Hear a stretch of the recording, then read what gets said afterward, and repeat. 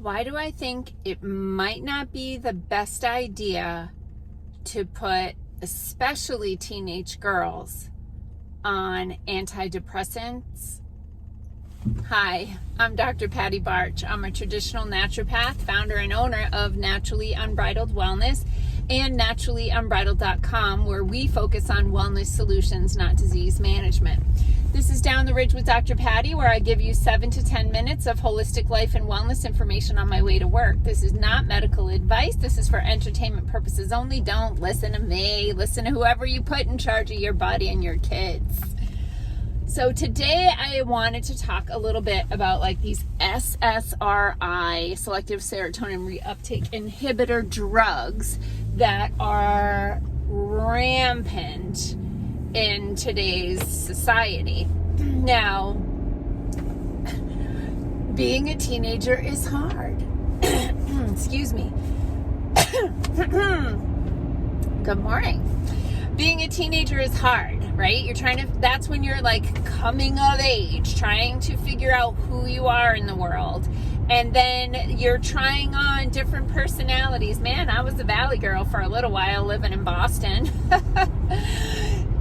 There's the goth stage, right? I mean, I taught high school. I know teenagers. I love teenagers. People used to think I was crazy because I thought teenagers were the best level of kids to teach.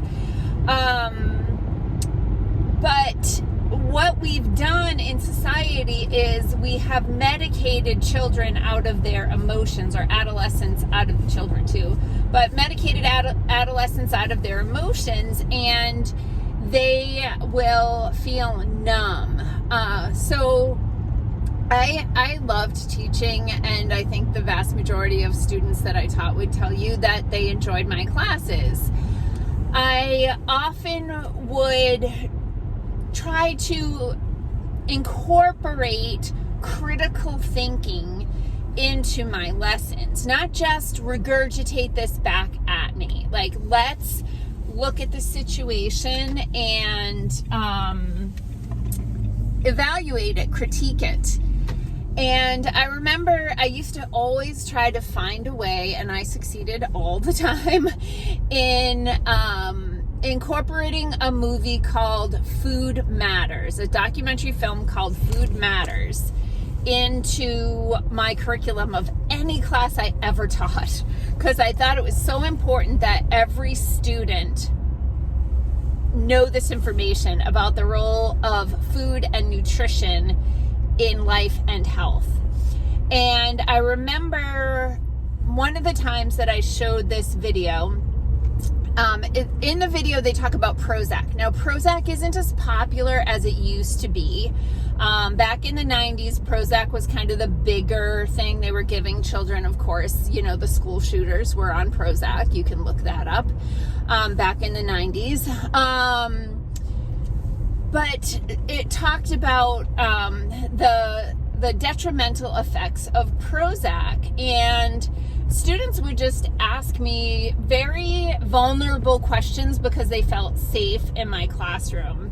And whenever I would survey my class, I would always tell them, you do not need to answer, you do not need to participate, this is completely voluntary. But what happened was, I remember one day, one of the juniors that I was teaching raised her hand, and she asked a question about, I can't remember now, it was a while ago, but I can't remember now if it was Ritalin or Adderall or whatever prescription she was on. She had asked a question about it, and I remember her telling me that her parents put her on that drug so that she could do better in school. So she went from a C student to a B student. But she told me that she had no appetite. She had lost a bunch of weight because these are stimulants. They're not as popular as they used to be, but back in the 80s and 90s, there were a lot of diet pills on the market, which were just amphetamines speed, which is what Ritalin and Adderall are, and Vyvanse, right? They're just amphetamines. So she asked a question about the prescription she was on. Then another student asked a question about the drug that she was on. And so I was like, holy crap. So one of those situations where I was like, look, nobody needs to answer this question. Don't feel like you need to participate, totally voluntary. But how many of you are on a prescription for either your attention deficit or for anxiety or depression? And it was like 80% of the students in my classroom raised their hands. And I was like, oh my God. Because, you know, I was in my 40s, so 20 years prior, like very few kids were on any prescriptions, a bunch of asthma medication maybe, but you didn't see the prescriptions like you see now. So why do I think this is a problem, especially for young women? Well, first of all, these SSRI drugs and other types of neurological or psychotropic drugs that impact how the neurological system works, emotions, feelings, etc. These drugs are highly addictive with a crap ton of side effects. And I do a lot of fertility work, and hang on, there's a car coming out of the post office here. I do a lot of fertility work, and because these drugs have become so ubiquitous in society, a lot of women who come to me for fertility support are taking these drugs, these psychotropic, antidepressant, anti-anxiety medications, and they've been on them since high school or college. So they're highly addictive, especially Effexor. That is one of the hardest ones to get off of, that people experience what they call brain zaps, which are like electrical shocks in your brain when you're trying to get off. It's literally like a shock collar for stopping taking the drug. They have to be weaned off and dosed down, and it's a disaster. But why am I mostly concerned about my fertility clients? Because if you go to the internet and you look up the drugs, you have to look them up on something like drugs.com or RX, like for prescription, rxlist.com. And you can type in, you can do a search for like pregnancy or breastfeeding, lactation. And you will see that they are like, in the majority of the cases, they're like, it's probably not good. Your baby could be born addicted to serotonin drugs and have neurological effects afterwards. The thing that is the kicker for me is that they're like, if your child experiences these types of symptoms, call this number and we'll write it down. We'll keep track. And it's horrifying. And when you hear about a baby that is completely inconsolable, it's because it is going through withdrawal of these SSRI drugs. And I mean, I challenge you to do this. Go to rxlist.com and type in like escitalopram, which is a very popular one, and then read the pregnancy section.